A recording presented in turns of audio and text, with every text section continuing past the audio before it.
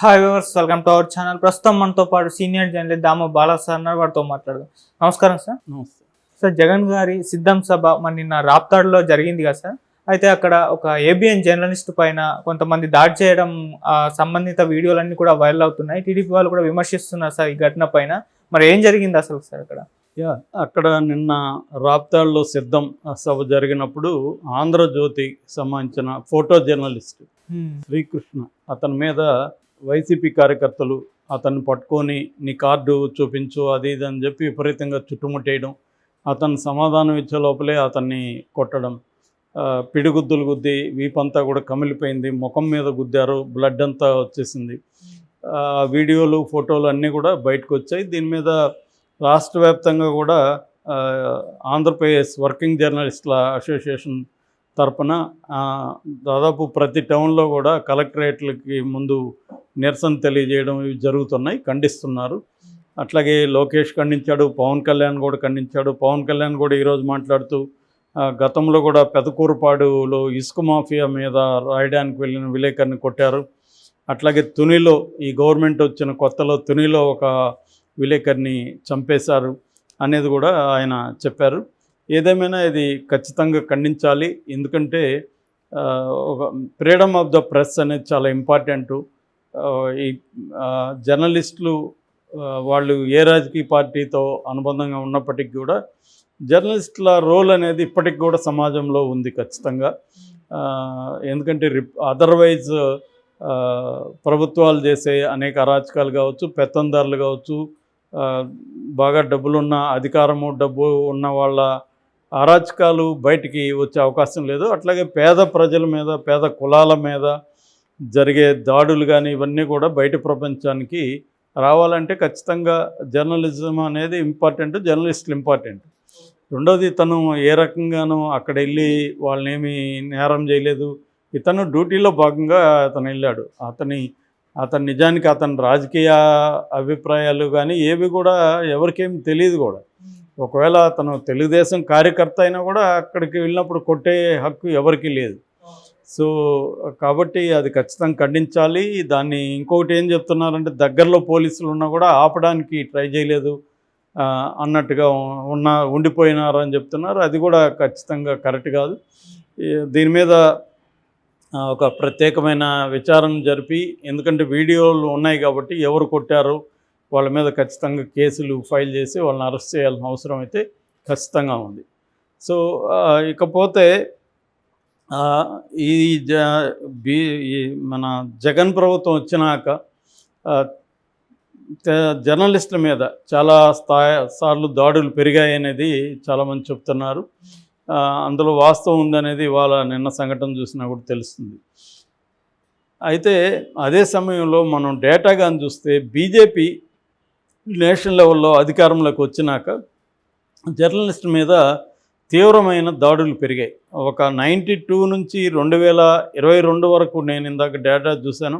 ఆ డేటా ప్రకారం 61 మంది జర్నలిస్టులు ఇండియాలో హత్యకు గురయ్యారు. రకరకాల పద్ధతుల్లో వాళ్ళని హత్యలు చేశారు. 61 మందిని, 928 మంది జర్నలిస్టులని జైళ్ళల్లో పెట్టారు.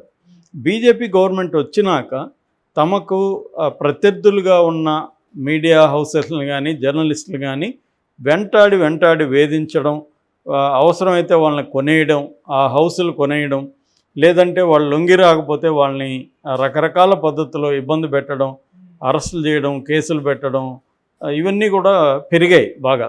మనం చూసాము ఎన్డీటీవీ సరెండర్ కాకపోతే నానా బాధలు పెట్టారు, వాళ్ళ మీద దాడులు చేశారు, ఐటీ రైడ్స్ పంపించారు, అన్నీ చేసి చివరికి వాళ్ళు చేతులు ఎత్తేస్తే అదాని కొనుక్కున్నాడు దాన్ని. అంతకుముందు రిలయన్స్ చేతిలో మొత్తం ఉన్నాయి. అంటే బీజేపీ వచ్చినాక ఒక సిస్టమేటిక్గా మీడియాని మొత్తాన్ని తన గుప్పెట్లో పెట్టుకోవడం, తనకు డిఫరెంట్గా తనను విమర్శిస్తూ రాస్తే వాళ్ళ మీద దాడులు చేయడం, వాళ్ళని అరెస్టులు చేయడం, వాళ్ళ మీద రకరకాల వేరే పద్ధతుల్లో, అంటే ఉపా లాంటి కేసులు, ఉపా అంటే అన్లాఫుల్ యాక్టివిటీస్ ప్రివెన్షన్ చట్టం అన్నమాట, అది కానీ నేషనల్ సెక్యూరిటీ కానీ పబ్లిక్ సెక్యూరిటీ యాక్టు, ఇలాంటి యాక్ట్స్ని వాళ్ళ మీద పెట్టేస్తుంది బీజేపీ. ఫర్ ఎగ్జాంపుల్ వైర్ పత్రిక మీద దాడులు చేసింది.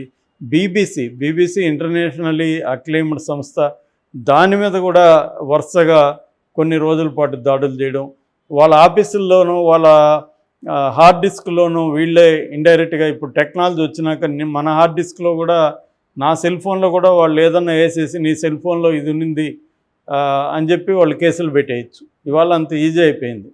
సో ఇలాగా వాళ్ళు ఏం చేస్తున్నారంటే వాళ్ళ హార్డ్ డిస్క్లో ఏదో చొప్పించి నీకు మావోయిస్టులకు సంబంధం ఉందనో, నీకు టెర్రరిస్టులకు సంబంధం ఉందనో, ఆ టెర్రరిస్ట్ లేక నీ హార్డ్ డిస్క్లో ఎందుకు ఉందనో ఇలాగా పెట్టేసి ఈ చట్టాల కింద పెడితే ఏమవుతుందంటే కోర్టులు కూడా గుడ్డిగా ఈ చట్టం కింద పెట్టాడంటే వాళ్ళకి ఇంకా బెయిల్ క్యాన్సిల్, బెయిల్ రాదు, ఇలాగా విలేకరుల్ని విపరీతంగా రిపోర్టర్లని పెడుతున్నారు.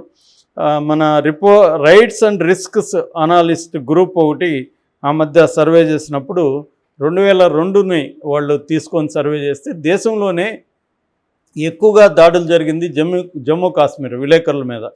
దాదాపు 48 మంది విలేకరులని జమ్మూ అండ్ కాశ్మీర్లో వాళ్ళని చితగ్గొట్టారు, కొంతమంది కాళ్ళు చేతులు తీసేశారు, ఆ స్థాయిలో జరిగాయి. దాని తర్వాత సెకండ్ హైయెస్ట్ జర్నలిస్ట్ మీద దాడులు జరిగింది తెలంగాణలో 48 మంది. అంటే ఈ రిపోర్టు నేను చెప్తున్నాను, ఈ rights and risks analyst group చేసిన నివేదిక ప్రకారం ఫస్ట్ మన దేశంలోనే highest number of atrocities on journalist Jammu and Kashmir అయితే, సెకండ్ హైయెస్ట్ వచ్చి తెలంగాణ కేసీఆర్ గవర్నమెంట్లో 48 మంది విలేకరుల మీద 2022లో 48 మంది విలేకరుల మీద. చివరికి ఏ స్థాయి అంటే మనం చూసాము, ఆయన తీన్మార్ మార్లాన్ని ఎన్నిసార్లు జైల్లో పెట్టారు వాళ్ళ గ్రూపుని. అతను చేసింది ఏంది, కేసీఆర్ గవర్నమెంట్లో జరిగే అన్యాయాల్ని తీవ్రంగా ప్రశ్నించారు. అతనిలో ఏమైనా లోపాలు ఉంటే ఉండొచ్చు, కానీ అతన్ని జైళ్ళల్లో పెట్టే స్థాయి అయితే ఏం కాదు. అలాగా తొలి వెలుగు ఇలాంటి కొన్ని ఛానల్స్ వాటి మీద, అంటే తనకు ప్రత్యర్థిగా ఉన్న వాళ్ళని కేసీఆర్ ఎలా డీల్ చేశాడో మనం చూసాం. చివరికి ఆంధ్రజ్యోతి, TV9 లాంటి వాళ్ళని 1 year పాటు ఫస్ట్ దీంట్లో వాళ్ళని వాళ్ళ ప్రసారాలను కానికుండా అడ్డుకున్నారు. చివరికి వాళ్ళందరూ సరెండర్ చేసే విధంగా చెప్పాడు కేసీఆర్, నేను మమ్మల్ని 1000 అడుగులు 10,000 అడుగుల బొంద పెడతాను ఇలాగ మాట్లాడేవాడు.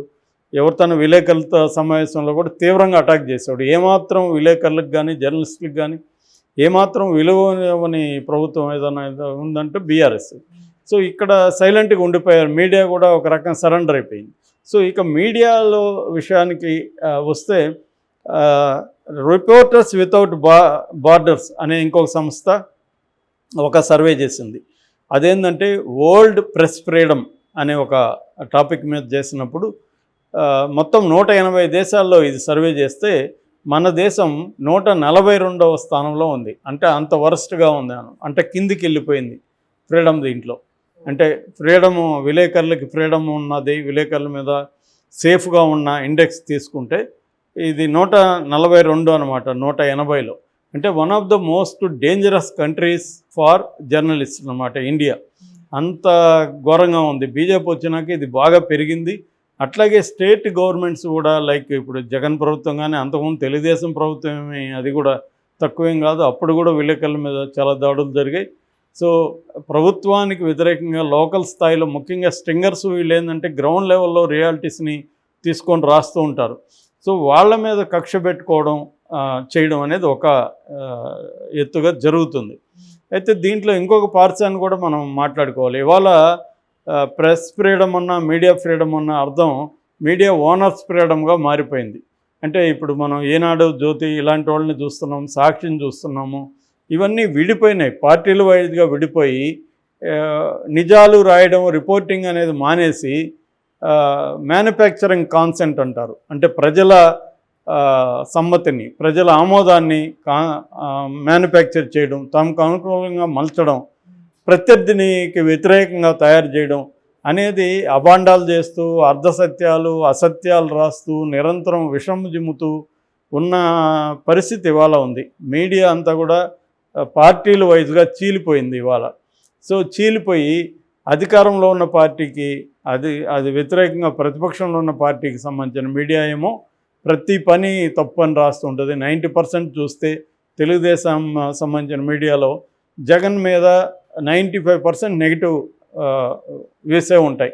అట్లాగే సాక్షిలో చూస్తే జనసేన మీద, తెలుగుదేశం మీద 95% నెగిటివ్గానే ఉంటాయి. దీనికి తోడు సోషల్ మీడియా.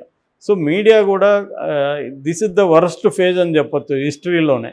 ఇంత వరస్ట్ ఫేజ్ మీడియా ఎప్పుడు లేదు. మీడియా అనేది నిజానికి 4th పిల్లర్ అంటారు. అంటే శాసన వ్యవస్థ, న్యాయ వ్యవస్థ, ఎగ్జిక్యూటివ్ వ్యవస్థ ఇవి కాకుండా 4వ పిల్లరు ప్రజాస్వామ్యానికి. కానీ ఇవాళ అన్ని వ్యవస్థలు భ్రష్టు పట్టిపోయినట్టుగా మీడియా కూడా భ్రష్టు పట్టిపోయింది.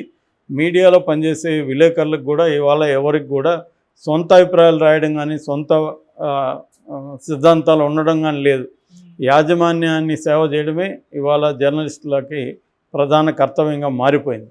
కాబట్టి జర్నలిస్టులు కూడా మారాల్సిన అవసరం ఉంది. కానీ మారినా వాళ్ళకి మనుగడ లేదు. కాబట్టి ఆ మధ్య కూడా ఒక అతను ఇక్కడ తెలంగాణలో ఒక విలేకరు ఆత్మహత్య చేసుకుంటూ పెద్ద లెటర్ కూడా రాసి చనిపోయాడు. ఆయన బతకలేక నేను ఆత్మహత్య చేసుకుంటున్నానని.